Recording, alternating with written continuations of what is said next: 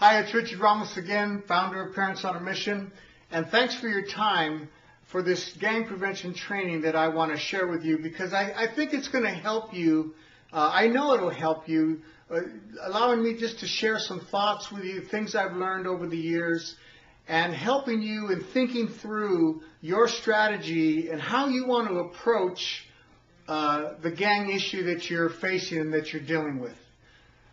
I told you that I was going to answer 4 basic questions, and these are questions that come up all the time. Wherever I go across the country, usually, during the Q&A session, people ask a lot of questions, but I broke it down to about the 4 main questions that we usually get. And the first one is, and I think important for us to think about, is why do gangs exist in the first place? So the first reason that gangs exist is because of poverty. Research tells us that wherever you have poverty, you're going to have gangs. Now, we know in this country we've been dealing with the issue of poverty for a long time. I think it was President Johnson that declared war on poverty back in the 60s. However, as we look at our country today, and even around the world, we're still dealing with the issue of poverty. So wherever you have poverty, you're going to have gangs.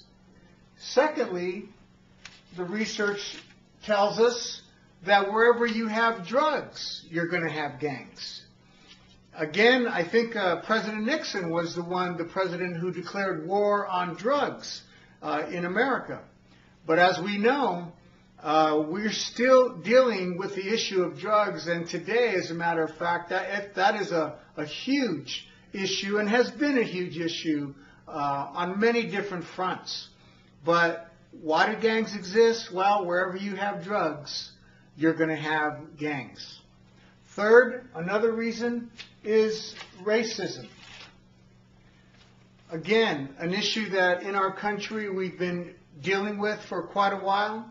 Thank God for all the progress that has been made through the Civil Rights Movement and Dr. Martin Luther King Jr. and all that he did and the progress that we've made.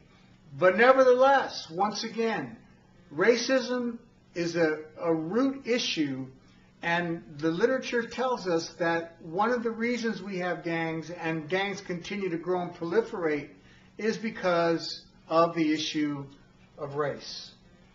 And then probably one of the bigger reasons that I want to talk about today of why gangs exist in our communities. I mean, why do kids join gangs? And that's a question I'm going to answer in a little bit here. But the broken family. The broken family we can point at that for a lot of things. But we certainly know that it is one of the reasons why gangs exist and why kids are drawn to this second family. Because they're looking for what they should be receiving at home. They're looking for that, and a lot of times getting it from the neighborhood street gang. And then finally, another reason that is not talked about enough, and that is that the reason gangs exist is because of an evil spiritual influence.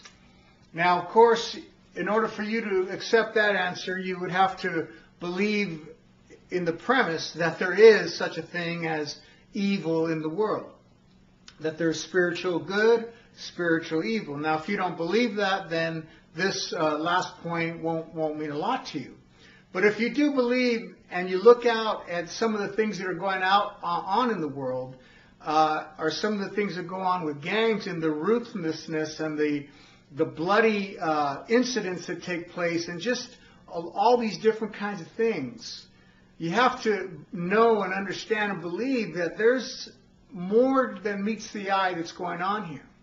There's an evil influence. There's an evil presence.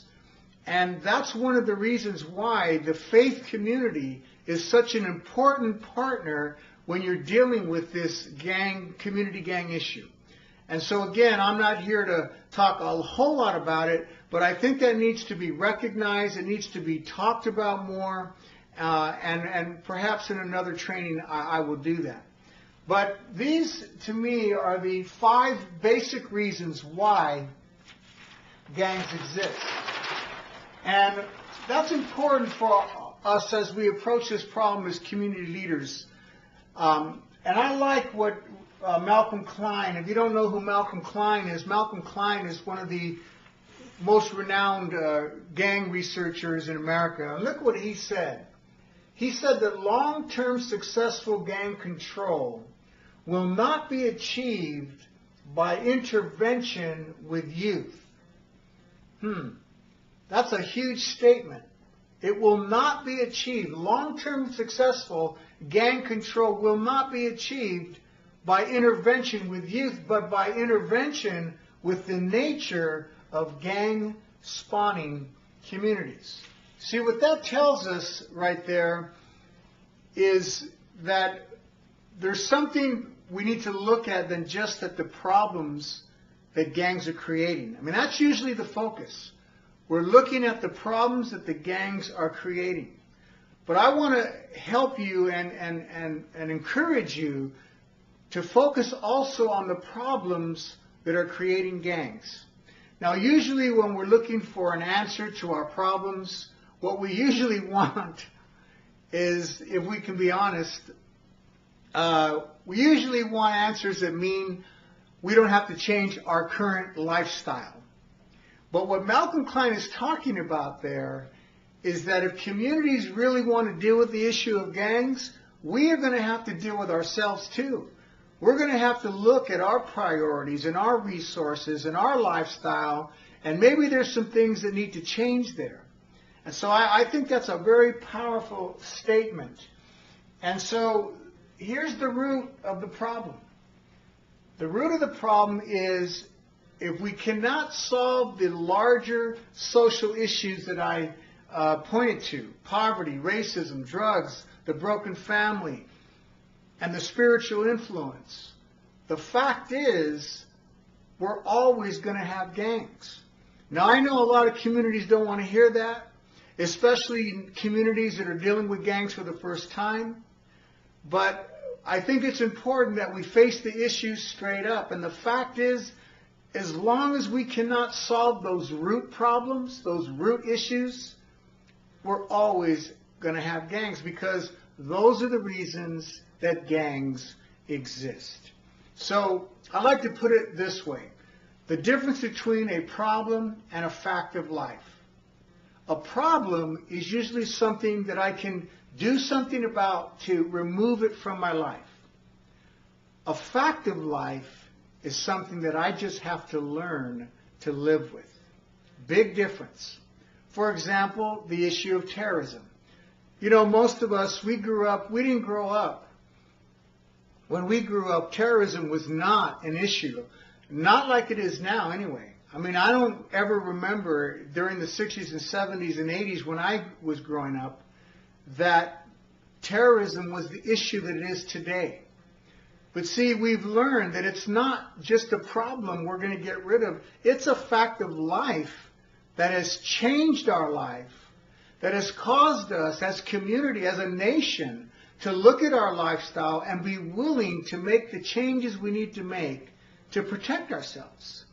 And so it's a fact of life. And gangs are a fact of life that we're going to have to learn to live with.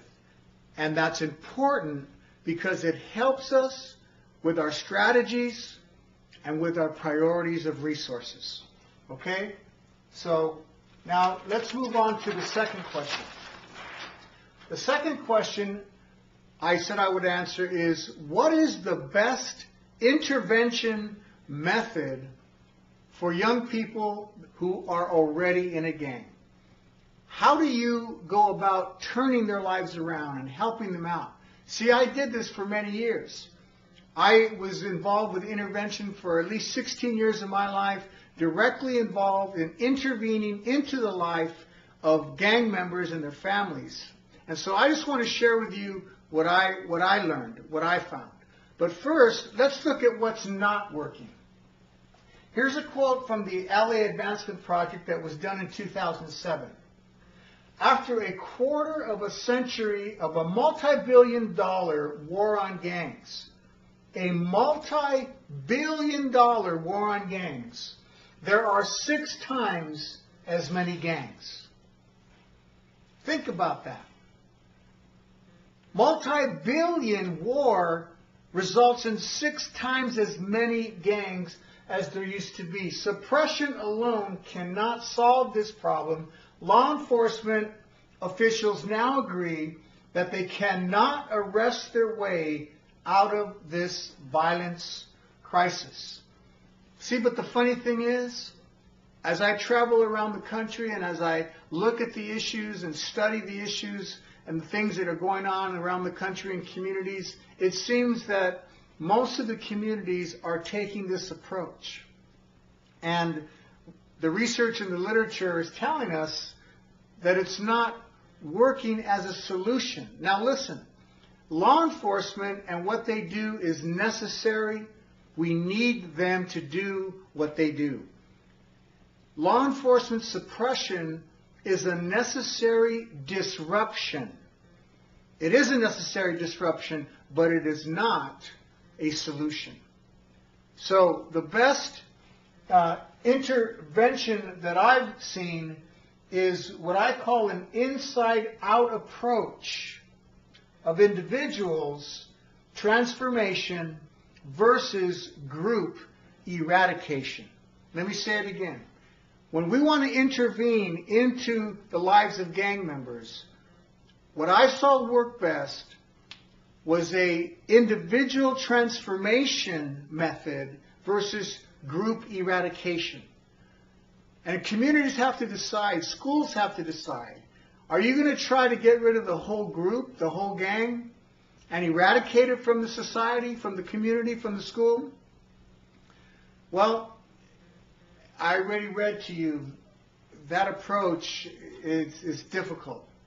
But what I did see work is when individuals are helped in an inside-out transformation, those guys, those girls end up leaving the gang.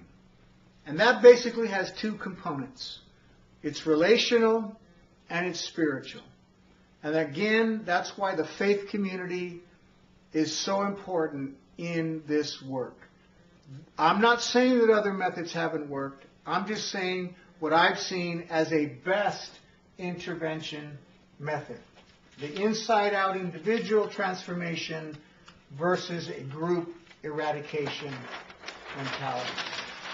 Okay, let's move on to the big question. Why do kids join gangs? I mean, that is the number one question that we get and that everybody wants to know. There's a lot of debate, a lot of research on it, as I've said before. Why is it that kids join gangs? Well, I think it's the wrong question. And those of us that deal with issues and problems, we know that asking the right questions is important when you're trying to solve or deal with some of these kinds of things in our communities, in our life. And I think the better question is this. Why is it that most kids do not join gangs? Now, let me show you a statistic that we hardly ever hear. The best estimate of general U.S. gang prevalence is that 5% of youth have ever joined a gang. Only 5%. And that currently 2% of youth in America are gang members. The strongest message in this research is that most youth, 7 or 8 out of 10, do not join gangs through adolescence. Again, from Malcolm Klein, his research and his work. 7 or 8 out of 10 kids, most kids never join gangs. Now, that right there, that information right there, ought to cause us to pause and call a time out. Step back and ask ourselves, what are we doing as a community? Where are we putting our priorities and our resources? Because if we can answer the question of why most kids are not joining gangs, that's going to give us the answer to why those that are joining gangs are joining the gang. And if we approach it that way, I think we're going to find better results. So I think that this research helps our community strategy, as I said, first of all, by helping us to slow down, call time out.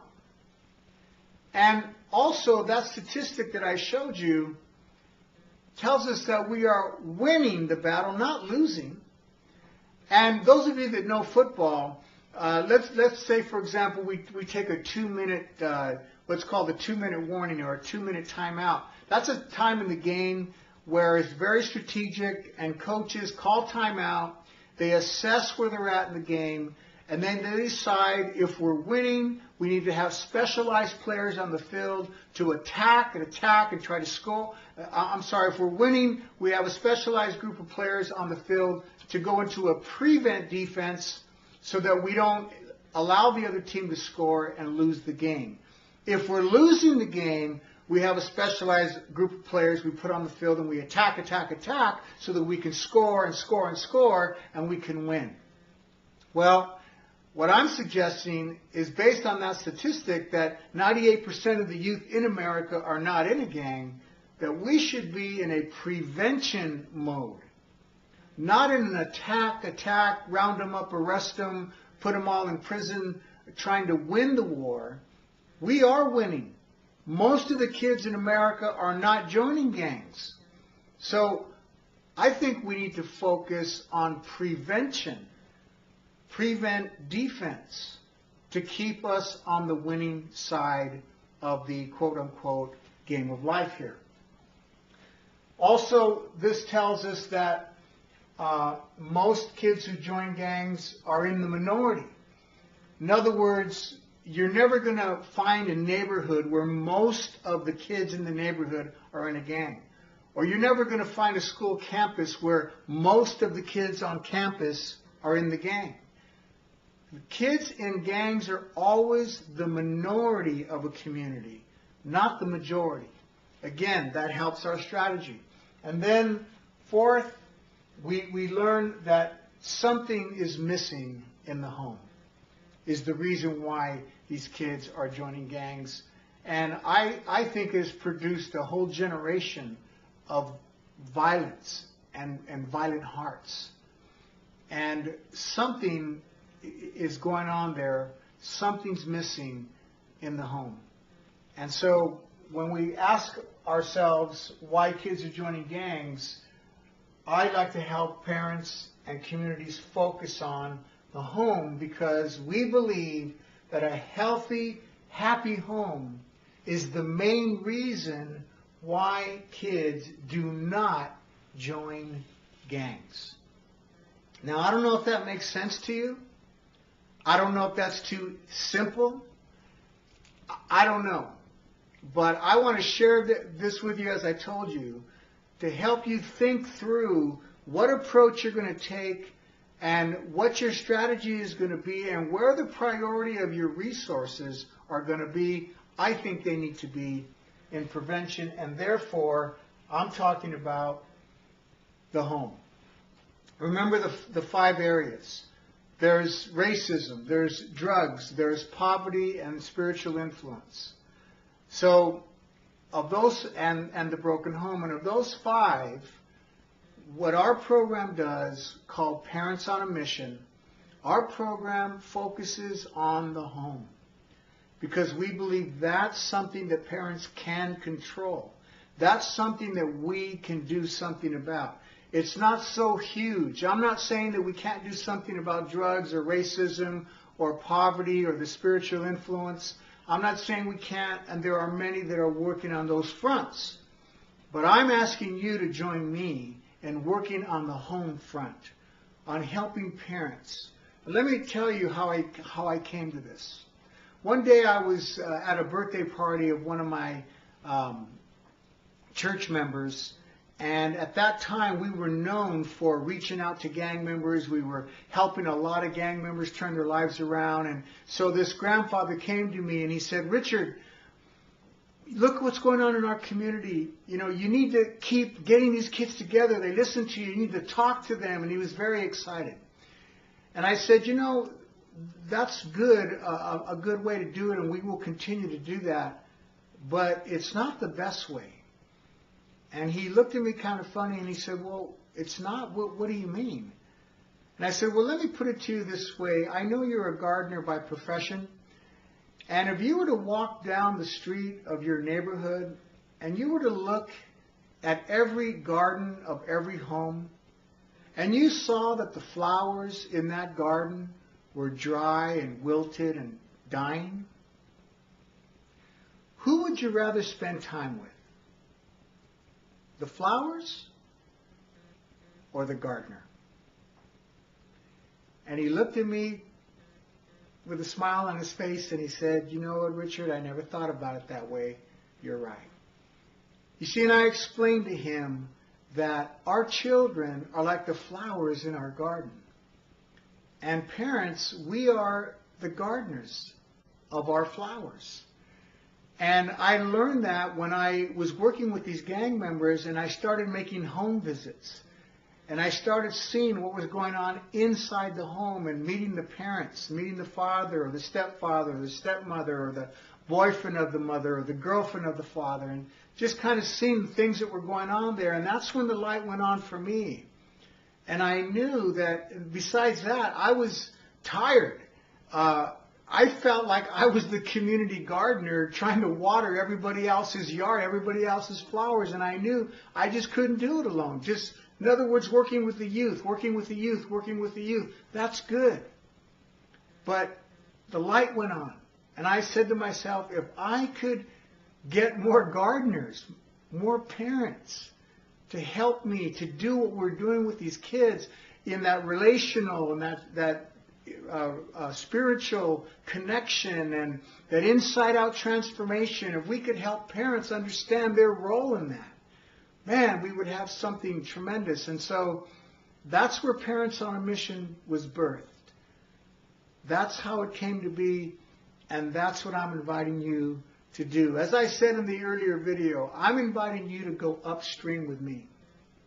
In the story that I told about the guy who went fishing, and one day he pulls out one dead body, the next day he pulls out another one, and then pretty soon on the third day there's so many dead bodies floating down the river, he starts organizing the community to help him pull all these bodies out of the river.